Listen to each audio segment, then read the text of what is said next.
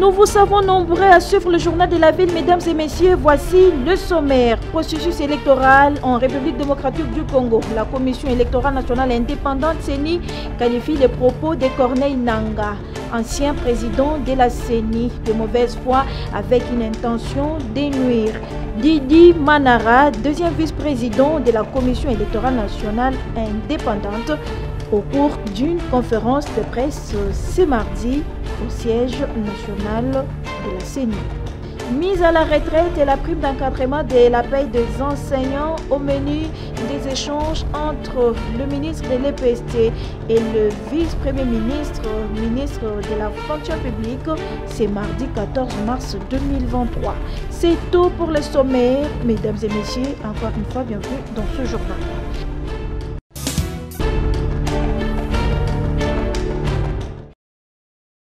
Dossier de certains documents de services de transport mis à la disposition des conducteurs de taxi-moto, l'association des motocyclistes libres du Congo hausse les tons. N'ayant pas trouvé gain de cause à ces problèmes, la MLC projette une marche dans les 48 heures qui viennent à dater de ce lundi 13 mars sur toute l'étendue de la capitale si les autorités congolaises ne donnent pas une réponse favorable à leurs desiderata. En effet, la MLC revendique la vente de certains documents du ministère provincial de transport au sein des maisons communales de Kinshasa. Avec plus de 47 000 motos que compte la capitale congolaise, cette association qui devient nationale exige les explications de la part des autorités sur la destination de l'argent reçu. Réunie le samedi 11 mars à Bandal Bisengo, la MLC a décidé ce qui suit.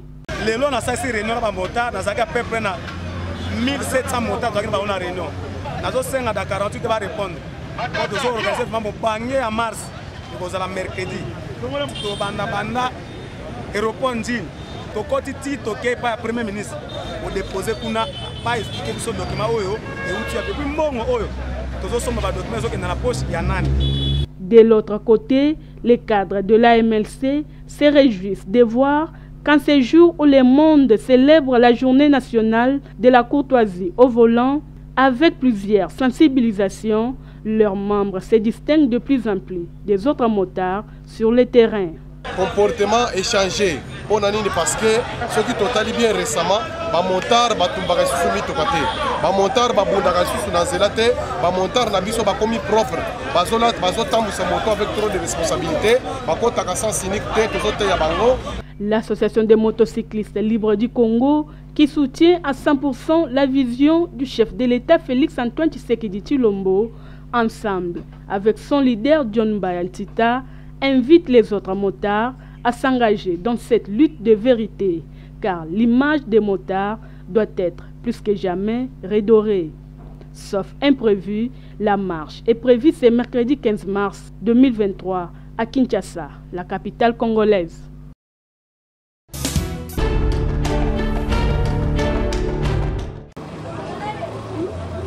Mois de mars, mois de la célébration des droits de la femme, et l'association Les Amis des fans de Limabe, Soki et Simbite Totiki, que dirige le président Vonvon Lesedina, a organisé une excursion dans la commune de Lansele, site un paradiso, une occasion pour le président de l'association de conscientiser les femmes membres de l'association sur l'importance de la journée en invitant les femmes de lutter pour leurs droits. Intervenante à cette journée, Maître Benita Kiwa, qui s'est apaisantie sur le thème international pour un monde digital, inclusif, innovation et technologie pour l'égalité de sexe. Mon apport s'est situé au niveau de la conscientisation. J'ai conscientisé les dames de l'ASBEL et fans de Limabe, également les jeunes filles et jeunes femmes. Je les ai conscientisés à pouvoir continuer avec la lutte, à ne pas seulement célébrer le droit déjà acquis, mais également à pouvoir continuer avec la lutte. Comment continuer? C'est-à-dire à vivre l'effectivité de ce droit déjà acquis. Et nous pensons continuer à faire d'autres choses, à organiser beaucoup d'autres événements qui pourront servir à ce que nous puissions aller plus loin dans nos objectifs. Présent à cette manifestation, le secrétaire général des femmes de Limabé, Yves Moudiwa, s'est dit satisfait de voir les femmes se consacrer à la réflexion de leur bien-être. Je remercie les membres Nyonso, il y a Yvan de Limabé notamment, le président Vonvon, les CEDI pour que l'activité ou le cadre de la journée internationale de la femme et les cas malamou. Pour fêter, pour se blesser surtout ma maman, pour cadeau. Et pour honorer les femmes de l'association EFAN de Limabé, leur président Vonvon Lessedina leur a remis d'épargne cadeau signé Maître Benita Kiwa.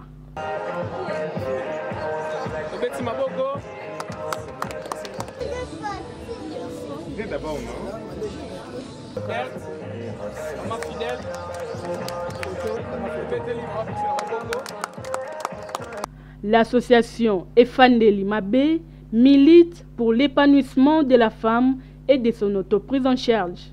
Tout est bien qui finit bien, c'est par un cocktail que s'est clôturée cette activité.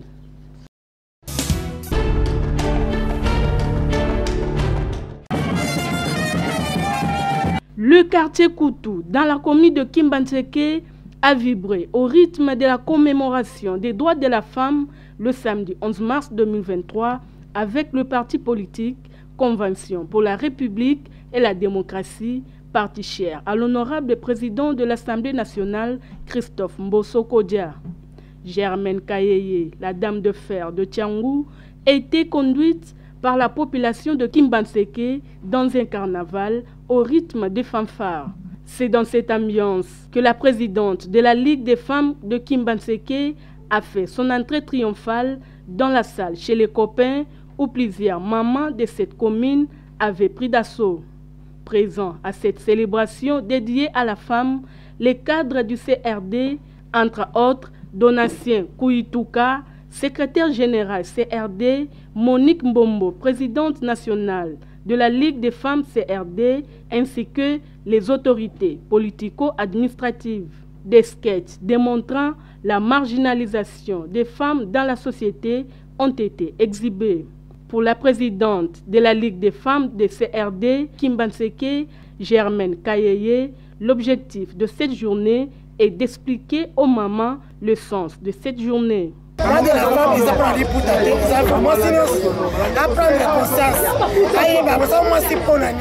Il faut amener un peu de katamboka. Il faut amener de katamboka. Nous allons la passer à Kalaté, aux qui limiter la maternité, la cuisine. Et tous ça passe pour monter de vraiment katamboka. Après merci, bonne fête à toutes les femmes du monde entier. C'est ça fête à monde entier. De leur côté, les cadres du CRD ont fait savoir aux femmes à tour de rôle qu'elles ont toute l'appui du CRD pour leur épanouissement. Nous avons une itinérance pour sensibiliser les mamans, pour ça l'éveil politique, pour nous téléma. Par l'autonomisation, c'est autonome. C'est nous quelque chose, la capacité de quelque chose. On a eu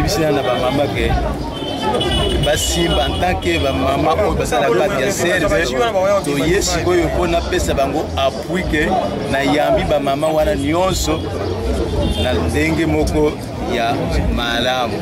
Germaine Kayeye et son parti politique Convention pour la République et la démocratie invitent toutes les femmes à adhérer massivement au parti cher à l'honorable président de l'Assemblée nationale, Christophe Mbosso Kodia.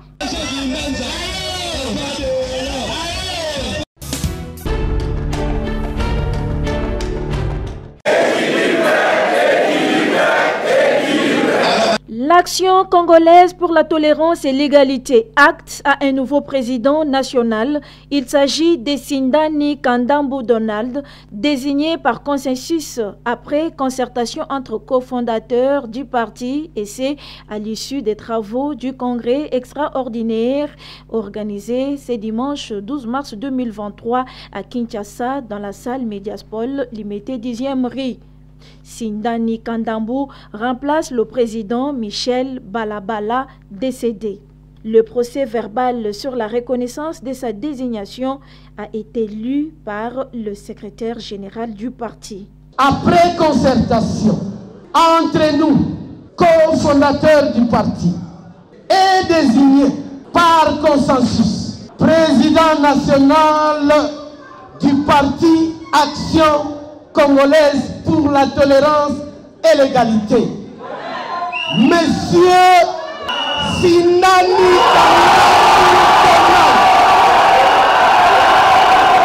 Juste après est venu le moment tant attendu, celui d'intronisation du nouveau président national par les vice-présidents du parti et les insignes du parti et la photo officielle du chef de l'État. Félix Antoine Tshisekedi Tshilombo a été donné au nouveau président pour le travail et c'est à la grande satisfaction des membres et cadres du parti.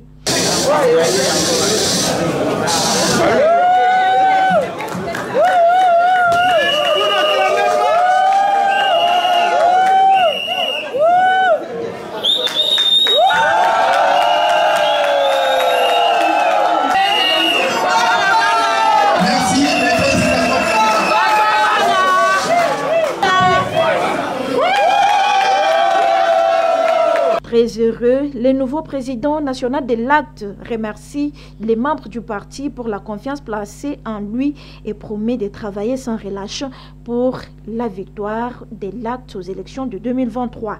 Nous devons poursuivre une lutte que nous avons commencée ensemble avec le professeur Michel Balabala Kassongo pour faire triompher dans ce pays la tolérance et l'égalité des chances pour tous. Et pour cela, pour que notre voix soit entendue, il faudra que lors des élections à venir, nous puissions travailler mieux qu'hier. Acte, paix, amour et patriotisme.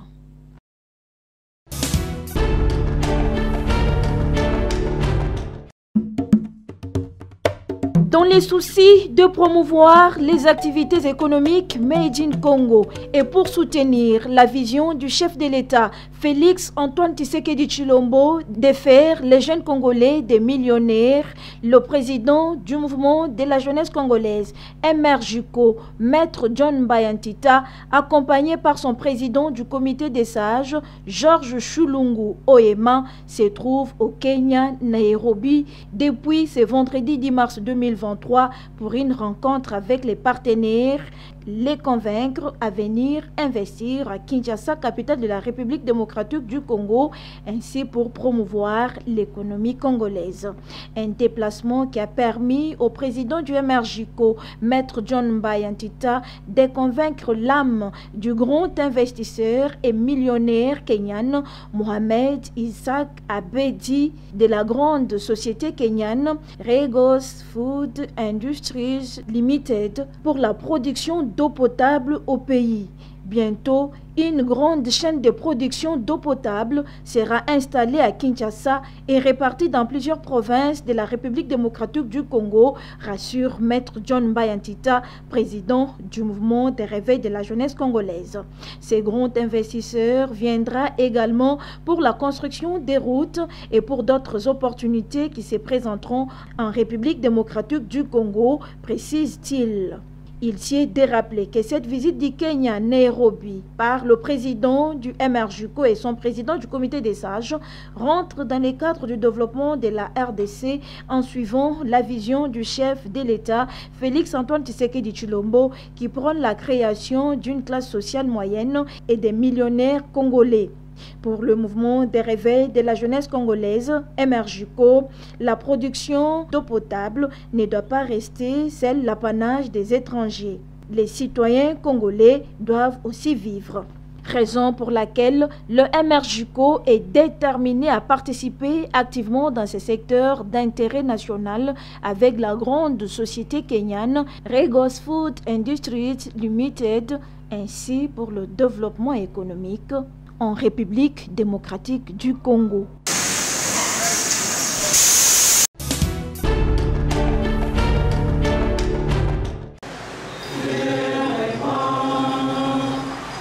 Créé en 2011, juste après la réforme de l'administration publique initiée par le gouvernement congolais sur l'ensemble du territoire national, le syndicat interministériel de la réforme de l'administration publique et interprofessionnelle SIRAP a totalisé ce samedi 11 mars 2023 12 ans d'existence. Et pour commémorer cet anniversaire, le SIRAP a organisé une rencontre avec quelques membres de son syndicat dans un contexte très particulier. Invité à ce 11e anniversaire du SIRAP, les secrétaires généraux de l'administration publique. Prenant la parole, l'ingénieur Paul Yapai Makengo, président du SIRAP, a de prime abord rappelé l'historique du SIRAP et pourquoi sa création. Cette administration du SIRAP a eu les jours après tractation administrative qui a produit comme conséquence les rejets, les doublons de matricules, les chevauchements de matricules, non mal écrits et les arrêtés non conformes au sein de l'administration publique. Profitant de l'occasion, le président du SIRAP a rappelé aux secrétaires généraux les problèmes qui gangrènent l'administration publique tout en formulant quelques recommandations. La majorité des cadres organiques sont devenus obsolètes et il y a lieu de revisiter ces cadres organiques ensemble dans vos administrations. La léthargie des titulations des cadres constatée dans la plupart des administrations centrales et provinciales. Si votre autorité, là où vous serez, pourra faire mieux pour que ces cadres puissent trouver grâce à ces titres. Recommandations bien captées par les secrétaires généraux qui saluent la lutte du SIRAP. Nous pouvons vous garantir et vous rassurer qu'il est vrai que ces questions qu'il a posées, nous sommes déjà à pied d'œuvre pour certains d'entre nous. Le SIRAP, c'est un grand syndicat qui nous fait un grand travail. Il tient de noter que ce 12e anniversaire du SIRAP s'est passé dans un contexte très particulier suite à l'agression des agents de l'administration publique de l'Est de la RDC par le Rwanda sous couvert du M23, chose que dénonce avec la dernière énergie le syndicat SIRAP qui fait confiance aux forces armées de la République pour bouter hors l'ennemi de la RDC.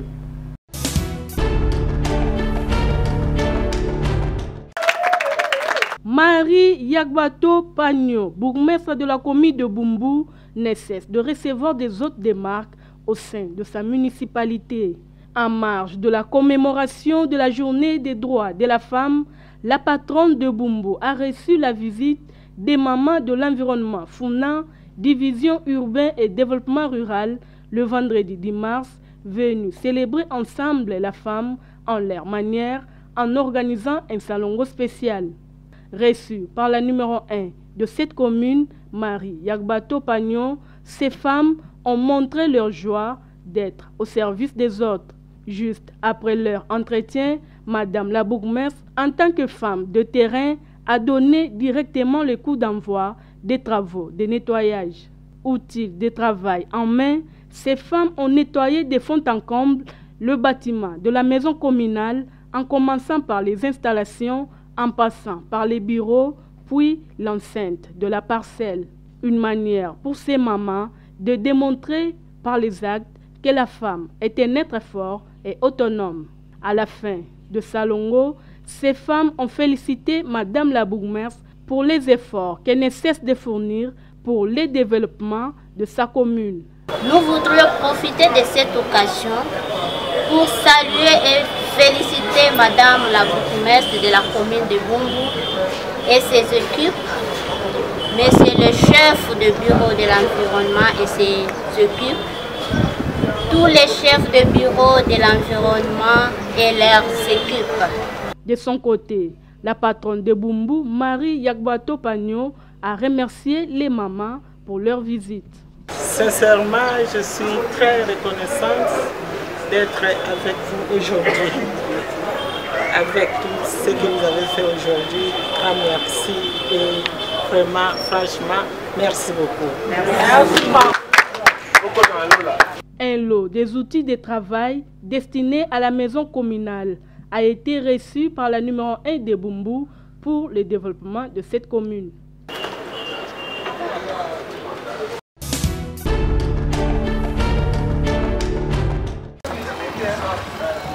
« 6 avril 1921, 6 avril 2023, cela fera exactement 110 ans depuis qu'est créée l'Église de Jésus-Christ par son envoyé spécial Simon Kimbangu.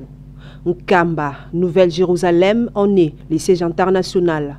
De ces faits, pour mieux commémorer cette journée inoubliable des fidèles kimbanguistes, un culte spécial était organisé le dimanche 12 mars en la paroisse kimbanguiste de Kinkoulé, où plusieurs fidèles ont répondu présents. L'objectif de ces cultes dits spéciaux était de faire la collecte des fonds destinés aux préparatifs de la journée du 6 avril qui a vu naître l'Église de Jésus-Christ par son envoyé spécial Simon Kimbangu et JCSK. Devant les fidèles de 5 paroisses, je cite, qui sans soumission, Lemba Cité, Massina Mapela et ceux du Grand Bandundu, l'orateur du jour a exhorté l'Auguste Assemblée sur les livres des psaumes, chapitre 34, versets 1 jusqu'à 5.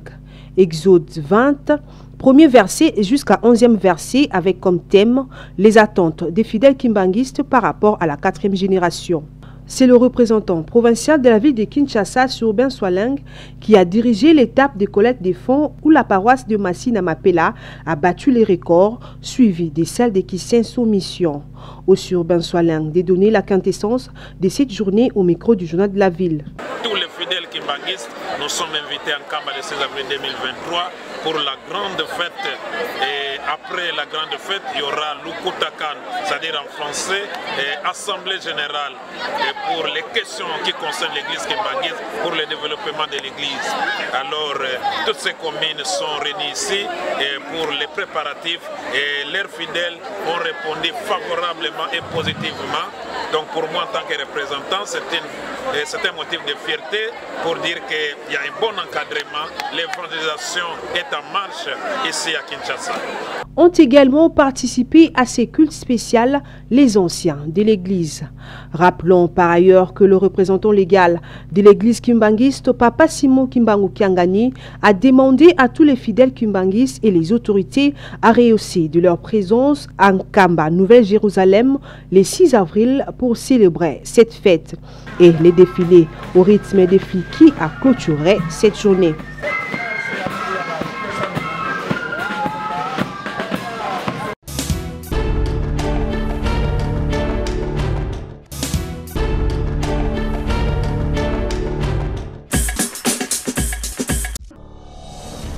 Nous sommes arrivés à la fin de ce journal de la ville, mesdames et messieurs. Merci de l'avoir suivi. Le prochain rendez-vous est fixé pour ce mercredi.